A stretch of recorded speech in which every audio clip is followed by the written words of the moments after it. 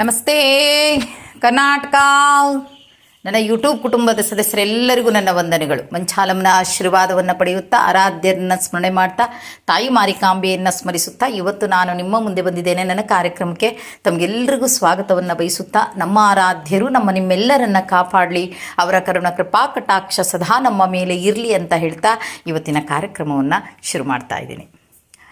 ಇವತ್ತಿನ ಕಾರ್ಯಕ್ರಮದಲ್ಲಿ ನಾನು ಒಂದು ವಿಶೇಷವಾದಂಥ ಒಂದು ಮಾಹಿತಿ ಅಂತ ಅನ್ನಬಹುದು. ನನಗೆ ಒಬ್ಬರು ಕಾಲ್ ಮಾಡಿದರು, ಅದರ ಬಗ್ಗೆ ಆ ರೀತಿಯ ಮಾಹಿತಿಯನ್ನು ನಾನು ಕೊಟ್ಟಿದ್ದೀನಿ. ಬಹುಶಃ ನಿಮಗೆ ಅದು ಓಕೆ ಅಂದರೆ ನೀವು ಕೊಡ್ತಾ ಇರುವಂಥ ಕಮೆಂಟ್ ಬಾಕ್ಸಲ್ಲಿ ಒಂದು ಲೈಕ್ ಮೂಲಕ ನನಗೆ ತೋರಿಸಿ. ಜೊತೆಗೆ ಇನ್ನೊಂದು ಏನು ಅಂದರೆ, ಇನ್ನೆಷ್ಟೋ ಜನ ಹೇಳ್ತಾರೆ ನಿಮ್ಮ ಕಾರ್ಯಕ್ರಮದಲ್ಲಿ ನಮಗೆ ಮೆಸೇಜ್ ಹಾಕೋಕ್ಕಾಗಲ್ಲಮ್ಮ ಅಂತಾರೆ. ಕಾರಣ ಹೇಳ್ತಾ ಇಲ್ಲ ಅವರು.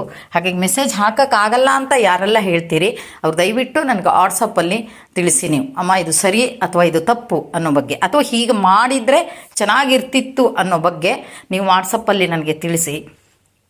ಇನ್ನು ನೇರವಾಗಿ ಕಮೆಂಟ್ ಹಾಕೋರು ಕಮೆಂಟಲ್ಲೇ ತಿಳಿಸಿ ಅಂತ ಹೇಳ್ತಾ ಇದ್ದೀನಿ. ಜೊತೆಗೆ ಜನಾರ್ದನ್ ಅನ್ನೋ ಹುಡುಗನಿಗೆ 5,000 ರೂಪಾಯಿ ಕಲೆಕ್ಟ್ ಆಗಿದೆ. ಆ 5,000 ರೂಪಾಯಿಯನ್ನು ನಿನ್ನೆ ಆ ಹುಡುಗನ ಅಕ್ಕನ ಅಕೌಂಟಿಗೆ ನಾನು ಅದನ್ನ ಟ್ರಾನ್ಸ್ಫರ್ ಮಾಡಿದ್ದೀನಿ. ತುಂಬ ಥ್ಯಾಂಕ್ಸ್ ನಿಮಗೆಲ್ಲರಿಗೂ. ಇನ್ನೊಂದು ವಿಶೇಷವಾದಂತಹ ಮಾಹಿತಿ ಏನು ಅಂದರೆ, ಒಬ್ಬರು ಕಾಲ್ ಮಾಡಿದರು. ಈಗ ನಮ್ಮ ಯೂಟ್ಯೂಬಲ್ಲೆಲ್ಲ ಏನಾಗ್ತಾ ಇದೆ, ನಾವು ರಾಯರಲ್ಲಿ ಪ್ರಸಾದವನ್ನು ಕೇಳುವಂಥದ್ದು, ಚೀಟಿಯನ್ನು ಆರಿಸುವಂಥದ್ದು ನೋಡ್ತಾ ಇದ್ದೀವಲ್ವ. ತುಂಬ ಖುಷಿಯಾದಂಥ ವಿಷಯ ಅದು. ಯಾಕಂದರೆ ರಾಯರ ಒಂದು ಫೋಟೋದಿಂದ ಆ ಪ್ರಸಾದ ಆಗುವಂಥ ರೀತಿ ಅದನ್ನೆಲ್ಲ ನೋಡಿದಾಗ ತುಂಬ ಖುಷಿಯಾಗುತ್ತೆ. ಮನಸ್ಸಿಗೆ ಏನೋ ಒಂಥರ ಸಂತೋಷ ಆಗುತ್ತೆ. ಇಲ್ಲಿ ನಾವು ಇದು ಮಾಡಲ್ಲ, ಅವ್ರದ್ದು ಯಾಕೆ ನೋಡಬೇಕು ಇವ್ರದ್ದು ಯಾಕೆ ನೋಡಬೇಕು ಅಂತ ನೋಡಲ್ಲ. ಒಟ್ಟು ನಮ್ಮ ರಾಯರಬೇಕು ಅಷ್ಟೇ. ನಾವು ರಾಯರನ್ನು ನಂಬಿದ್ದೀವಿ, ಎಲ್ಲ ಕಾರ್ಯಕ್ರಮವನ್ನು ಅಂಥವನ್ನು ನಾವು ನೋಡ್ತೀವಿ. ಹಾಗೆ ಒಂದು ಊರಲ್ಲಿ ಒಬ್ಬರು ರಾಯರ ಪರಮ ಭಕ್ತೆ. ಆ ಊರಿಗೆ ಅವರು ರಾಯರ ಪರಮ ಭಕ್ತೆ ಅಂದರೂ ತಪ್ಪಾಗಲಿಕ್ಕಿಲ್ಲ. ಅಷ್ಟು ಒಳ್ಳೆ ಭಕ್ತಿ. ಅವರ ಭಕ್ತಿ, ಅವರ ಇದನ್ನು ಕೇಳಿದಾಗ ಆಡಂಬರದ ಭಕ್ತಿ ಇಲ್ಲ, ಆದರೆ ನೋಡಿದಾಗ ಅಬ್ಬಾ ಹೀಗೂ ಇಷ್ಟು ರಾಯರ ಭಕ್ತರು ಇರ್ತಾರ, ಆ ಲೆಕ್ಕದಲ್ಲಿ ನಾವೇನು ಅಲ್ವಲ್ಲ ಅಂತ ಒಮ್ಮೊಮ್ಮೆ ಅನಿಸುತ್ತೆ ನಮಗೆ. ಹಾಗೆ ಅವರು ಕೇಳ್ತಾರೆ, ನನಗೊಂದು ಸಜೆಷನ್ ಬೇಕಮ್ಮ ಅಂತ ಅಂತಾರೆ. ಏನು ಹೇಳಿ ಅಂತ ಅಂದಾಗ ಅವ್ರು ಹೇಳ್ತಾರೆ, ಅದಕ್ಕೆ ಏನು ಅಂದರೆ, ಅವರು ಏನಾಗಿದೆ ಈಗೆಲ್ಲ ವಿಡಿಯೋದಲ್ಲಿ ನೋಡ್ತಾ ಇದ್ದಾರೆ, ಹೂ ಪ್ರಸಾದವನ್ನು ರಾಯರು ಕೊಡ್ತಾರೆ. ಅದಕ್ಕೆ ಈಗ ಅವ್ರ ಸಂಬಂಧಿಕರು, ಅವ್ರ ಅಕ್ಕಪಕ್ಕದವರೆಲ್ಲ ಏನು ಹೇಳ್ತಾ ಇದ್ದಾರೆ, ನೀವು ಇಷ್ಟು ಚೆನ್ನಾಗಿ ಪೂಜೆ ಮಾಡ್ತೀರಿ, ಎಷ್ಟು ಭಕ್ತಿಯಿಂದ ಇದು ಮಾಡ್ತೀರಿ, ನೀವು ಯಾಕೆ ಹೂ ಪ್ರಸಾದವನ್ನು ಕೇಳಬಾರ್ದು? ಏನೋ ಒಂದು ಸಂಕಷ್ಟಗಿರ್ತೀವಿ, ಏನೋ ಒಂದು ಕೇಳಬೇಕು ಅನಿಸುತ್ತೆ, ಯಾಕೆ ಕೇಳಬಾರ್ದು ಅಮ್ಮ? ಈ ಪ್ರಶ್ನೆ ಬಂದಿದೆ.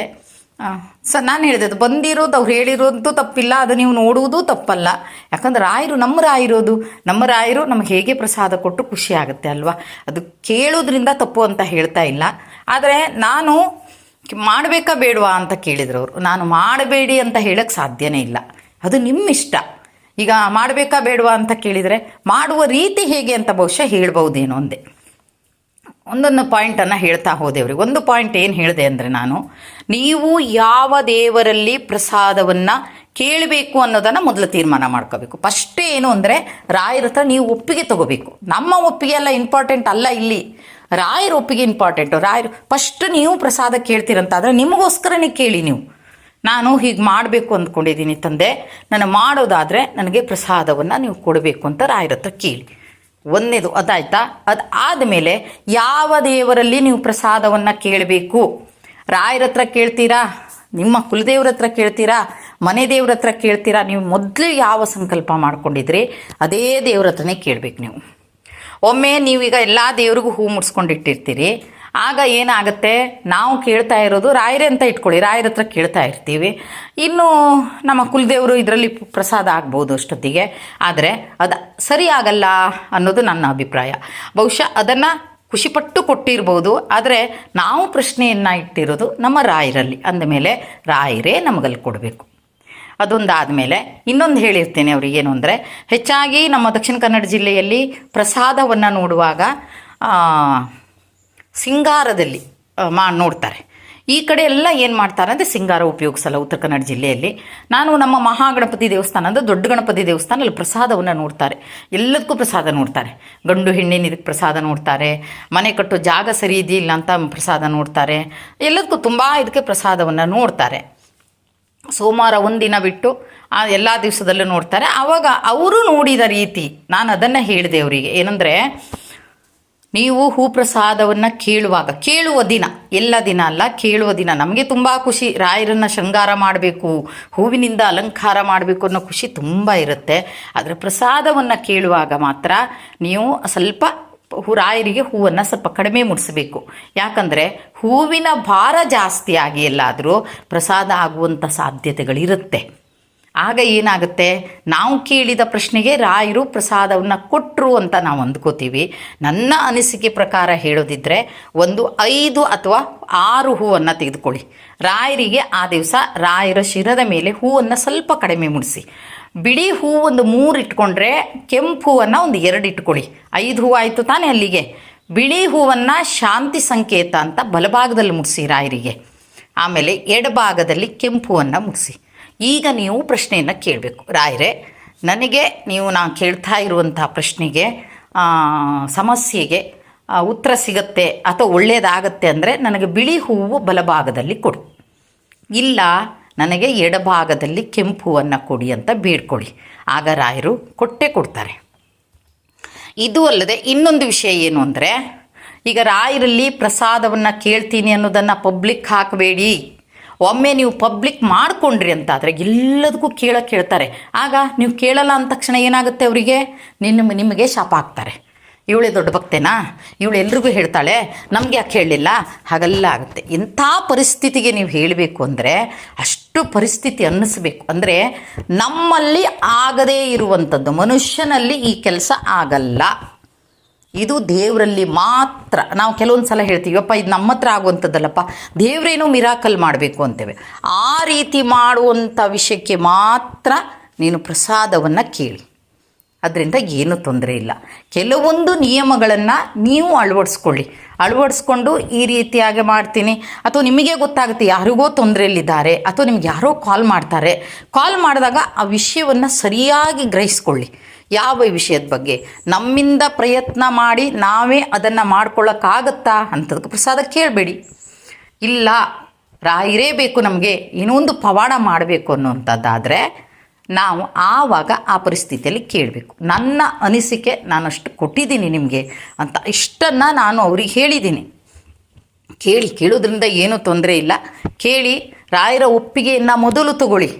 ನಮ್ಮ ಒಪ್ಪಿಗೆ ಎಲ್ಲ ಇಂಪಾರ್ಟೆಂಟ್ ಅಲ್ಲ, ಇಲ್ಲಿ ರಾಯರ ಒಪ್ಪಿಗೆಯನ್ನು ಮೊದಲೇ ತೊಗೊಳ್ಳಿ. ಆದರೆ ಬಹಿರಂಗಪಡಿಸ್ಕೋಬೇಡಿ. ಯಾಕಂದರೆ ನಿಮ್ಮ ಊರಿನಲ್ಲಿ ನೀವು ಈಗ ನಮ್ಮಂಗೆಲ್ಲ ಯೂಟ್ಯೂಬಲ್ಲಿ ಇರ್ತೀರಾ, ಇಲ್ಲ ಅಲ್ವಾ? ಅವಾಗೇನಾಗುತ್ತೆ, ಊರವರೆಲ್ಲ ಒಟ್ಟಾಗ್ತಾರೆ, ಬೇಕು ಬೇಡಕ್ಕೆಲ್ಲದಕ್ಕೂ ಕೇಳು ಅಂತಾರೆ.